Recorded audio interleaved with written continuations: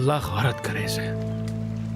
मेरा दिल चाह रहा है अपना सर ही खा लूं मैं कहता हूं कि ये आज ऊपर आएगा, आज ऊपर जाएगा, लेकिन दिन ब दिन ये तो नीचे ही ज्यादा चला जा रहा है। भाई देखो, तुम इतने कॉइन्स में गुम हो चुके हो कि वापस आने तक हार जाओगे।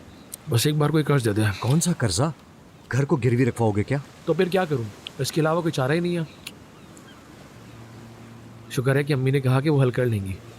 मैं आहिस्ता आहिस्ता किस्तों में उनका सारा कर्जा उतार दूंगा। शुक्र है, मर्द को तो पता ही नहीं चलेगा। बैंक का नुमाइंदा तुम्हारा घर नहीं देखने आएगा क्या? लाजमी आएगा। मर्द से क्या कहोगे फिर? बेटा, वक्त नाम की भी कोई चीज होती है। हाँ, उसका अच्छे से इंतजाम है। जल्द ही करना होगा। तुम भी यार, अब खाने दो। देखो देखो, इनकी जिंदगियों को देखो। देखो देखो, तुम बस कॉइन्स देखते रहो और हम यही देखेंगे। चुप चुप कर जाओ, बिल्कुल चुप।